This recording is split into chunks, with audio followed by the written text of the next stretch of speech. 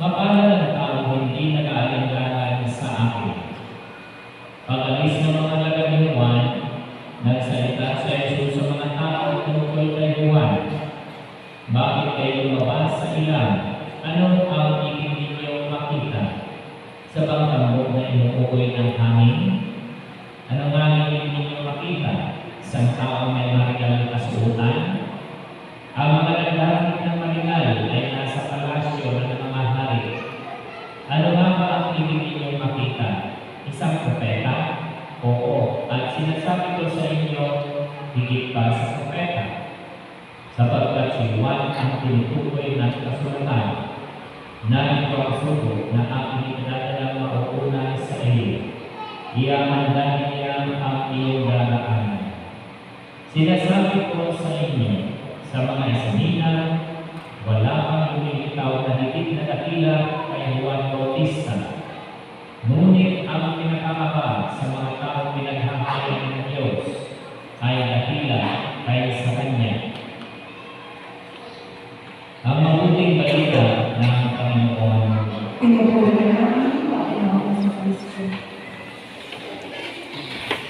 Natunayan natin kanina sa paniguraan natin isa ang pagsisindi ng ikatlong kandilan ng ating tugon ng Adviento.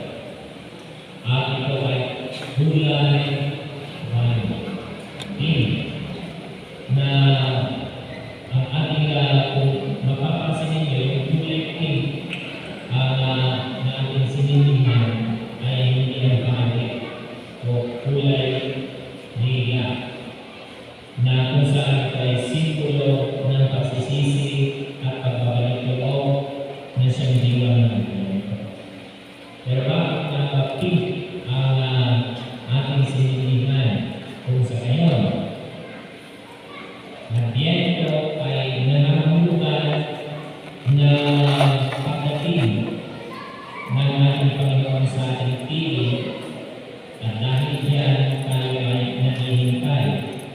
Ngunit ito paghintay na hindi tulad ng taong bibigay sa metro, nakakatakot na paghintay. Hindi ito paghintay ng tulad ng isang tao tumaya sa loto na walang kasiguruhan kung siya ay mananalo o hindi.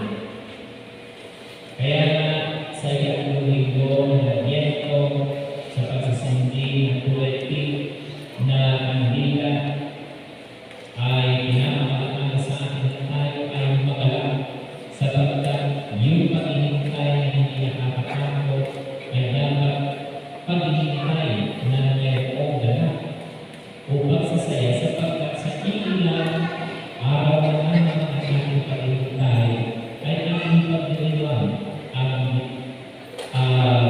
nabilang pistahan ng Kapaskuhan. Ang Adviento ay hindi nakakatakot at walang masamang paghihintay. Tapos, ito ay masayang paghihintay sapagkat ang darating na hinihintay ay dala ang pag-asa at kaligtasan. Kaya nga may kasamang saya at dala ang ating paghihintay sa Panginoong darating. At ito ang isinasagisag ng Hulay 8 sa kandila ng korona ng Adviento. Ang kaligtasan dala ng Panginoon na siya nagbibigay sa atin ng kasiyahan at kaganapan. Katulad din po noong mga unang Kristiyano, ang dinarasal natin ay Maranatha. Halina Jesus sa aming piling ang kahugan. Nagalak ang ating na ating pinasasabihan ang muling pagdating ng Panginoon. Ang galak nito ay ipinapahayag ni Propeta Isaías sa unang pagbasa na ating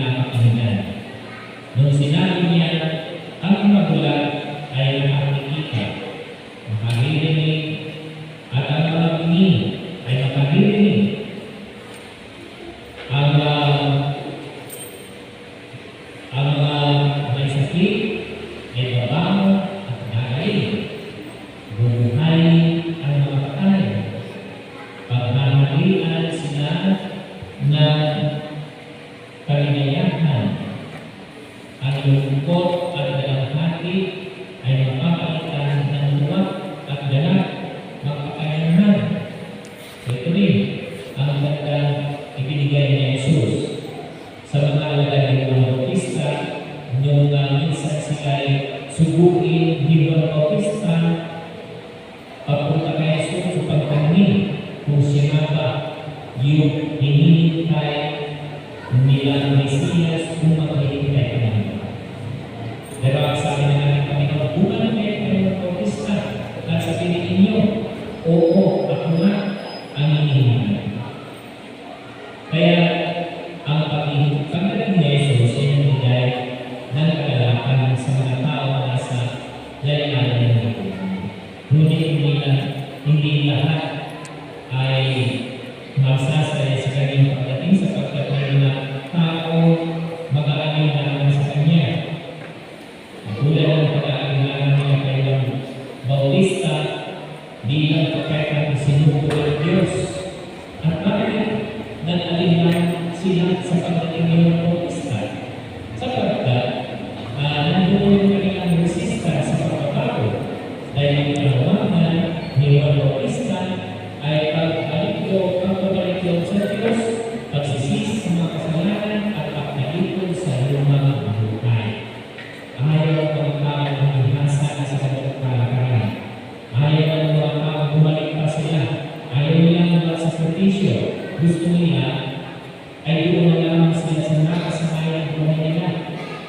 Doon sa buhay kung saan nagdudulot sa kanila ng kaligayahan, ng kasiyahan, na kung saan ito ay naliwas doon sa hinihiling kaligayahan ng Diyos na dapat nilang maranasan. Lalo hinihiling mga tao na naghansa at asa lamang sa pagkaksaligaya at kapangyarihan, kayamanan, at salati. So, kaya nung si Juan Bautista, marami sa kanila umalikod sa kanilang kasalanan. Doon sa panawagan ng Juan Bautista, magsisi at magbalikod sa Diyos at tahakin ang tamang landas upang maghandaan ang pagdating ni Jesus.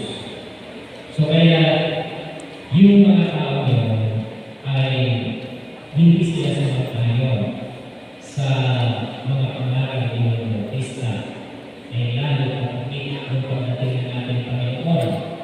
Kaya hindi lahat doon kung siya ay nasa ministeryo na mga sumusunod sa Kanya ay impakay upang maliwanag sa Kanya at upang sumampalataya sa Kanya.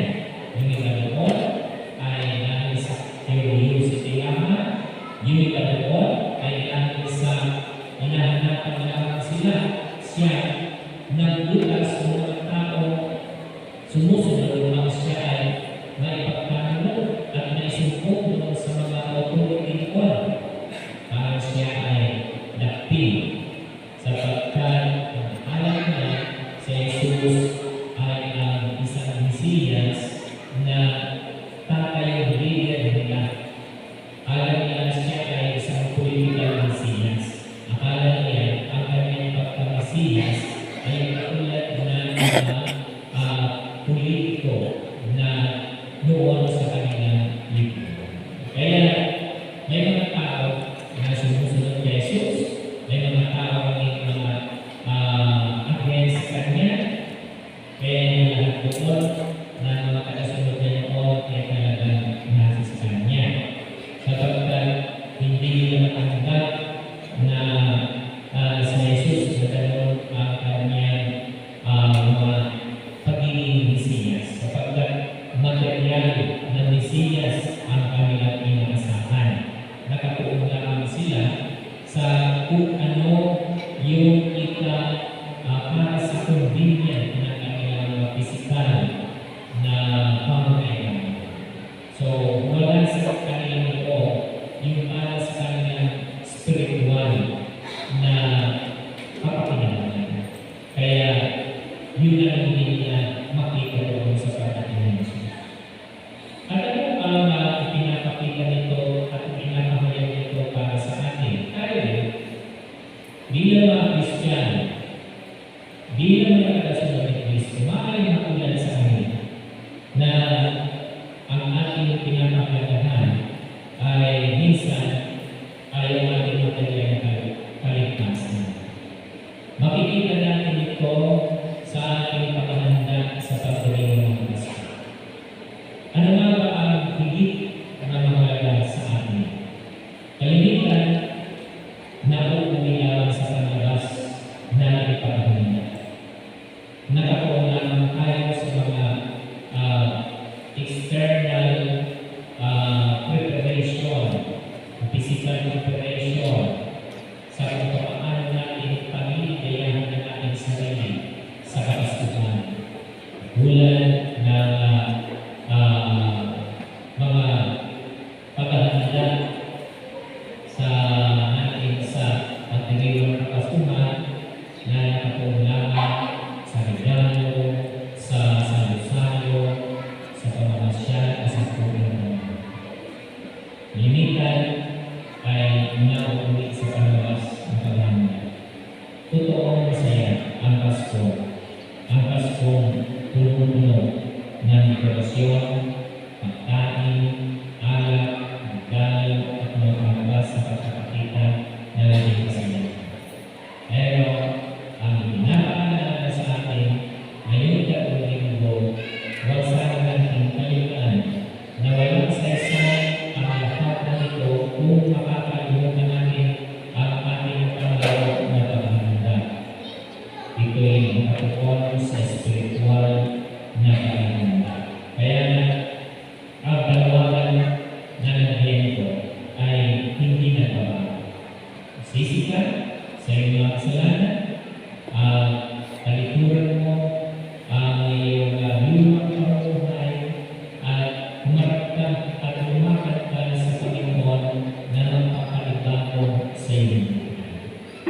At ito ang paghahanda na ginagawa na tinutukoy ni Santiago Apostol.